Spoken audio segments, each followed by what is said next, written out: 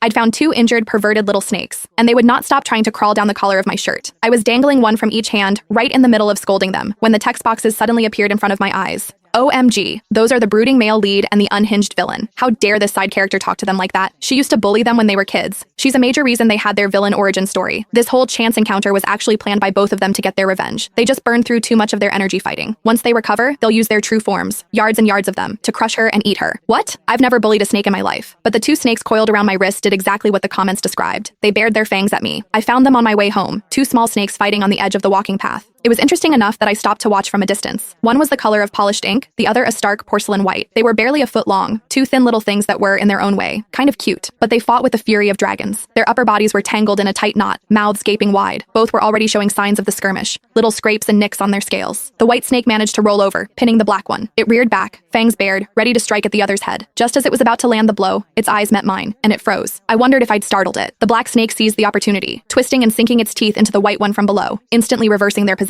But the white snake didn't fight back. It went limp, letting the black one bite, its bright, rosy pink eyes fixed on me. A pang of sympathy hit me. Bolstering my courage, I took a step forward and clapped my hands, shouting, "Hey, knock it off!" To my utter astonishment, the black snake actually seemed to understand. It stopped its attack. The white snake lay on the grass, exposing its soft underbelly. The bite marks were clear against its pale scales, and it looked like it was on the verge of death. The black snake stared at me with its beady black bean eyes, then glanced at the motionless white snake beside it. A frantic energy seized it, its tongue flicking in and out of its mouth so fast it was a blur. It looked like it was trying desperately to speak. Seeing my bewildered expression, it gave up and simply copied the white one, flopping onto the grass and going perfectly still. Well, I figured that was a truce. I turned and continued home. It wasn't until I was standing at my front door, digging through my purse for my keys, that I realized they had followed me. Our eyes met, all six of them. In perfect unison, both snakes went limp and dropped to the welcome mat with a soft thump. It was the most blatant case of insurance fraud I'd ever seen. "You want to come home with me?" Both of them started wagging their tails furiously. "I don't know," I hesitated. "Wild snakes can be dirty, have parasites and stuff, and I'm pretty sure there are rules against just picking up wildlife." The white snake stopped moving, its tongue flicking out pathetically. The black one, however, started spinning in tight circles, as if trying to show me how clean it was, that it wasn't wild at all. After a moment of internal debate, I let them in. I didn't have a proper terrarium, so a clear plastic storage bin would have to do for now. Surprisingly, they were almost unnervingly obedient. When I pointed to the bin, they slithered right in.